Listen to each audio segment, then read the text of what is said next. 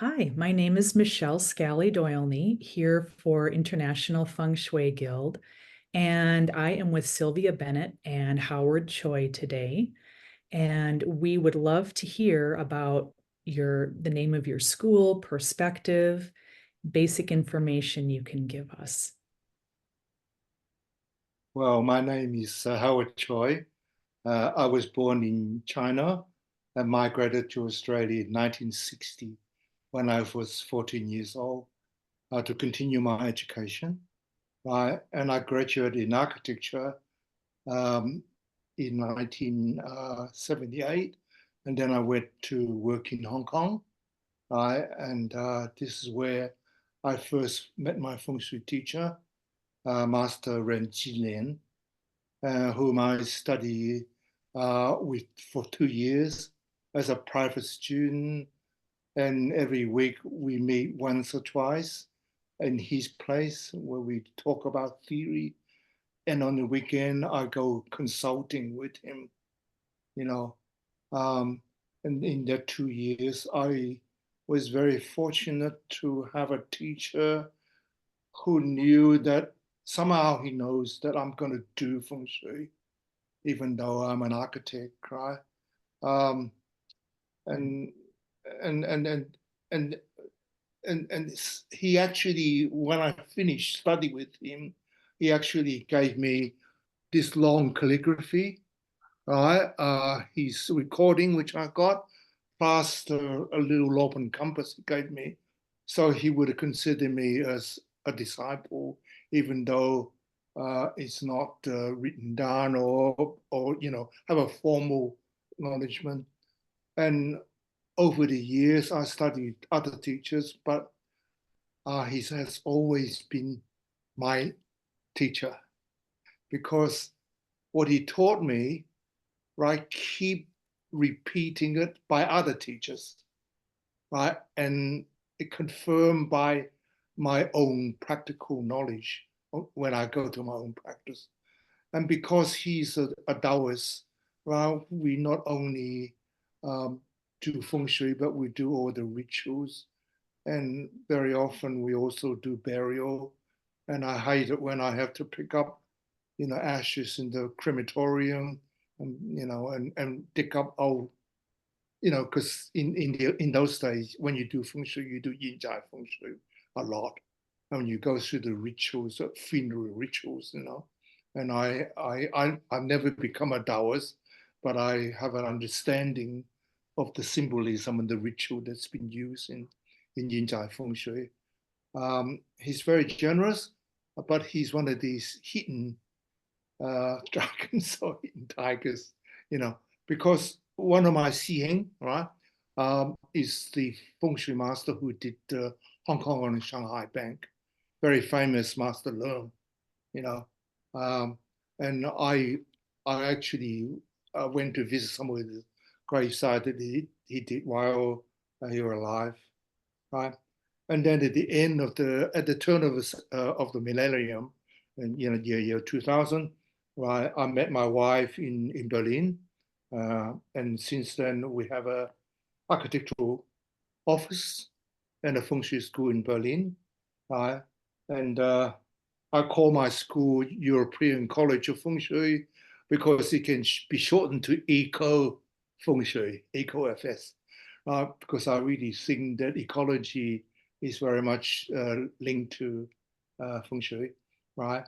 And with the help of Sylvia, right, we teach a very comprehensive and holistic program called the Professional Practitioners Training Course for Feng Shui. It takes more than 200 hours to complete, right? And we teach classical Feng Shui, meaning this conventional Feng Shui was passed down by our teachers and also passed down to the classics. Wonderful. Which you Thank like you. to add? Yeah. Yeah. Yeah. So, yep, the practical classical with the Taoist. Yes. Well, the Taoist part is actually come from my first teacher, but I did study with 3 or 4 other teachers, people like Professor Wang Yude, who's from Central China University. He gave me a very broad knowledge about the history and the theory of Feng Shui because he's one of these historical researchers into Feng Shui. Right, so through him I gained the academic side of Feng Shui, whereas with Master Ren I gained the practical side of how to actually use it in everyday life. Because going practical session with him, holding the compass, I'm not allowed to say anything, right? I learned to watch, I learned how the process works, and that gave me quite a bit of insight on the psychology, I suppose, say, of how to do a Feng Shui consultation. Great, thank you. I think you also like to know the story of how I found Feng Shui. That would be Right. great. Now, it's also, interesting because I always want to learn Feng Shui, right, to be a better architect. Because I figure that, in China, they do some really very lovely buildings, but they don't have architecture and they don't have architectural schools, And I'm also wondering how they do it, And I had an idea that maybe Feng Shui has something to do with it. But Feng Shui is a kind of like to the normal Chinese, it's a kind of especially educated Chinese, a form of superstition. And when I went to work in Hong Kong, my father said to me, don't touch Feng Shui because of superstition. And when your father said to me, don't touch Feng Shui, right, you become really curious. And I was very lucky, soon after I arrived in Hong Kong, one of my good friends, Kevin, right, his father has a jewelry store in Jim Sa Tsui. Jim Sa Tsui is one of the tourist areas. And what he does is that he sells cheap jewelries to most of the tourists. But when a tourist asks for something special, he takes them to his office. And he happened to bought a new office, right, with a beautiful view to the harbor, right? But unfortunately, the business went down. And just understand why. Brand new office, right? Why can I get more client than I did before? He decorated, spent money on it. And so he called Master Ren, my first teacher, right? Kevin knew that I was interested in Feng Shui, so he invited me to come along. What is so curious for me was that what he does is very similar, right, to what an architect would do. But he uses terms and jargons from a Chinese philosophy, Chinese teaching, that I have no idea what it is. So I got really curious, and after the consultation, I asked him whether I could study with him, and he said, "Yeah, come along. We start next week." I was quite, feeling uncertain. I took Tang with me from the office, but he only lasted 2 weeks, right? And I lasted with him for 2 years, right? And he's really fascinating character, right? He's on his own, no family. He lives in a tenement house, right? Little cage, right? And we go to his cage with a cupboard, a bed, and a table, and that's it. And he eats outside all the time. He doesn't cook, and it was really fascinating for me to sort of see this side of the and in the long poem he gave me, what he's really saying is that he had a very unusual life, and he ended up in Hong Kong as a refugee, because while the communist camp, he belonged to the national Chinese side of it. He didn't want to go to Taiwan, so he ended up in Hong Kong, and he basically changing from being a professor to teaching to to to use Feng Shui, being a Taoist. He become a Feng Shui teacher or Feng Shui practitioner. So he has his own sad story, you know. Uh, but he, like most people, when they're reaching the end part of their life, and they have nobody to pass on the no children to pass on the knowledge. Most people open up. They want to leave something behind. Pass that on to you. Yeah. And I stepped in the right time. I stepped into the right time. And so that become my destiny, you know. And he knew I was going to be practicing because when I met my wife in Berlin, I knew that she could not come to Australia because her father was sick and so forth. So I had to stay in Germany. When I stay in Germany, I basically cannot practice fully as an architect because my language issue, and the architecture in Germany is a lot more complicated than in Australia. So I become a Feng Shui teacher in the last 20 years, you know. But altogether, it's nearly 50 years now since I've been involved in teaching, learning, using Feng Shui in my work. And my wife and I, she was my student, right? Now she's my master. And and we still use feng shui in our work, and we discuss about feng shui, and we try to design houses with the feng shui principle. Even though when it's finished, it's just like any other, you know, modern house, but it has this feng shui quality in it, and we try to apply that what we have learned. Great. Thank you. Thank you. And Sylvia, do you have anything to weigh in for your program or your story of Feng Shui? Well, I started to learn Feng Shui also in Hong Kong. I was actually working in a textile trading company, and we had an office there. So I was going backwards and forwards and completely immersed in Feng Shui there. In fact, our office manager was so devoted to Feng Shui that every day he looked at his Bajai chart, and we ate food that I was going to support him every day.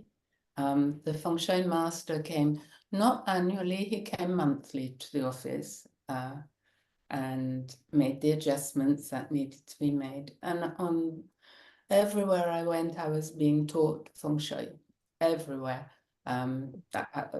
Many of our suppliers were also really into Feng Shui, and so of course I learned it quite a lot there.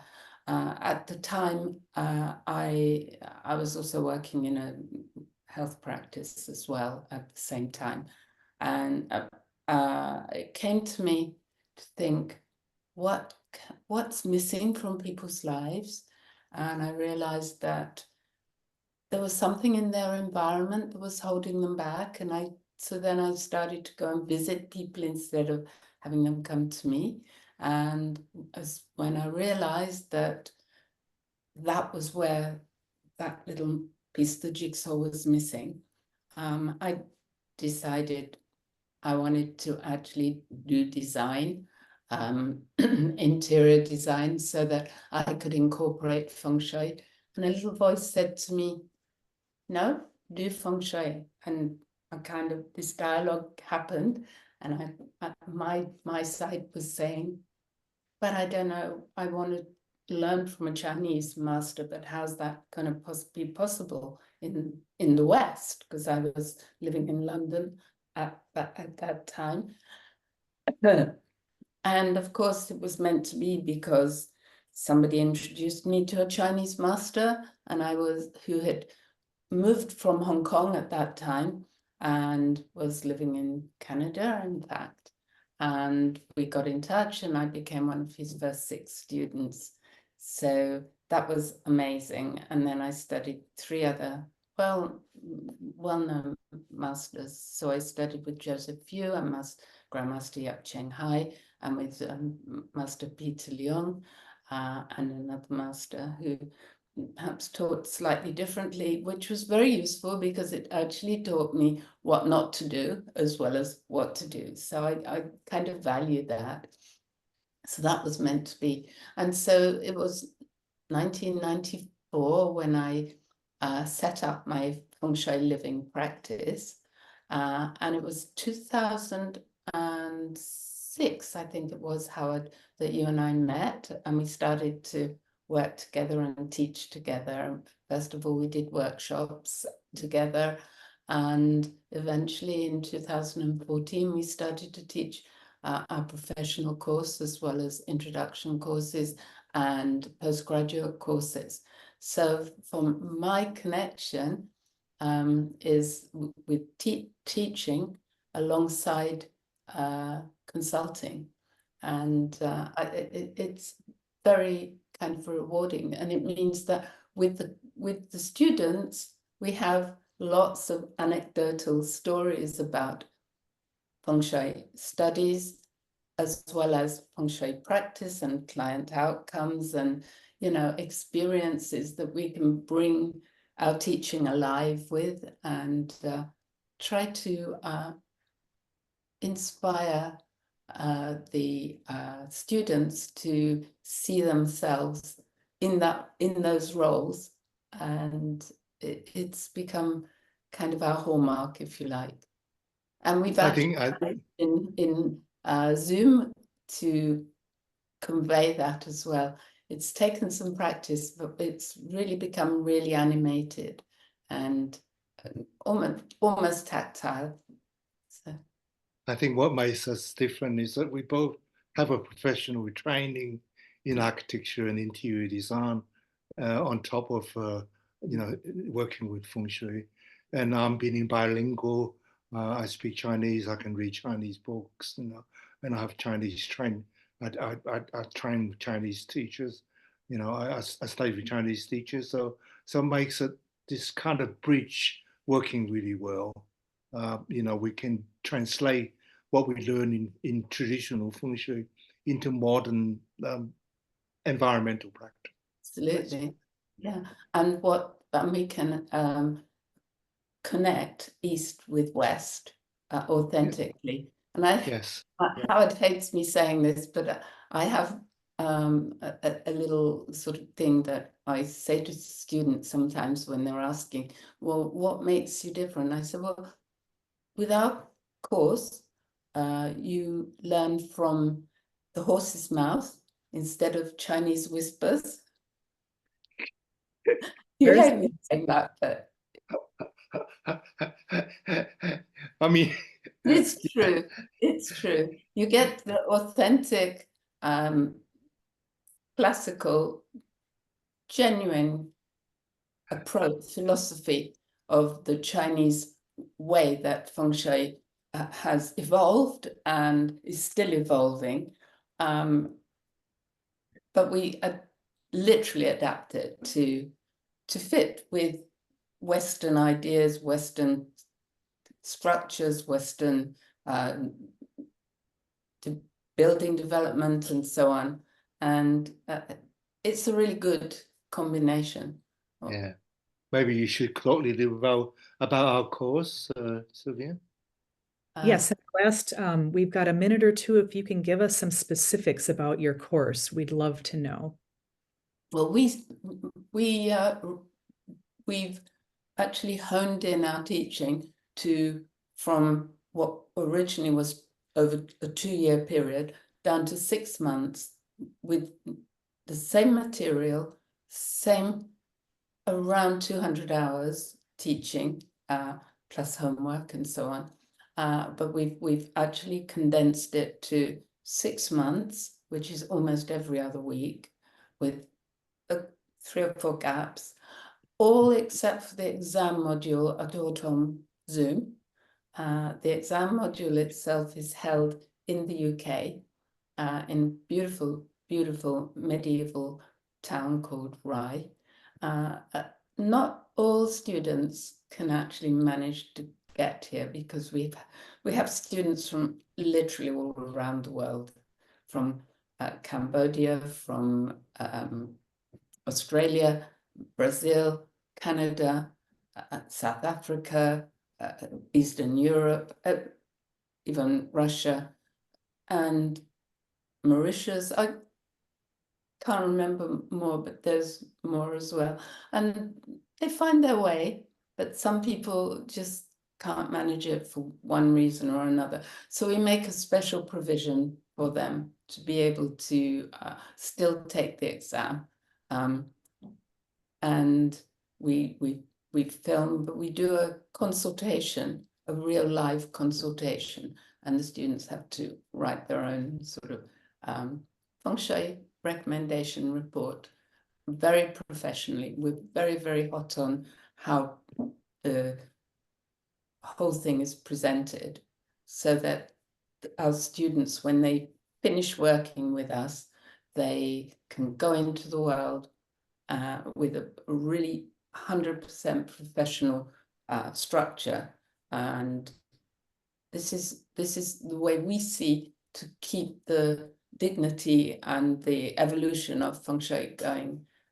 We see teaching as a form of service. I think people pay us a fee to learn, and I think our attitude, our philosophy, is that we need to serve them. That is give a them the wonderful. service that they require. And what I like to just say one more thing is that you said you want to go deeper, right? Dig deeper, and you ask a word of wisdom. Would I pass down to my younger self? I find that very interesting, and I've been thinking about it. What can I say?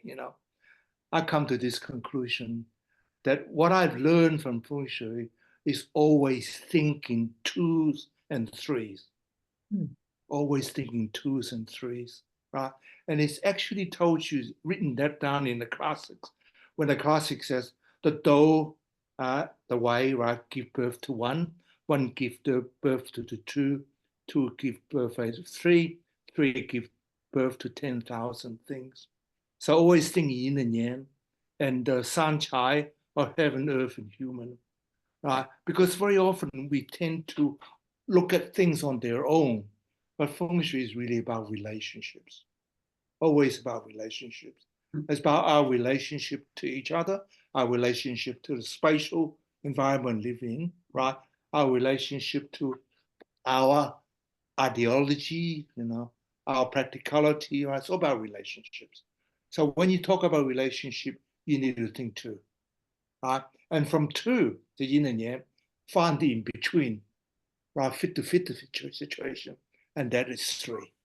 So what I learned, what I need to keep telling my younger self is that always think in two and threes. Don't think in one. There's nothing absolute. Everything is relative, relative to the situation. There's no such thing as absolute true Feng Shui or absolute beauty. Beauty is relative. Everything, truth is relative. And this is what I've learned.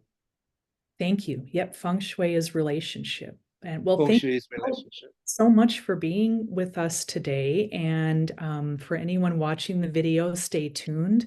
We'll have a screenshot coming up next, information on how to get a hold of the school and Sylvia and Howard. Thank you both. Thank you very much. Thank you very much.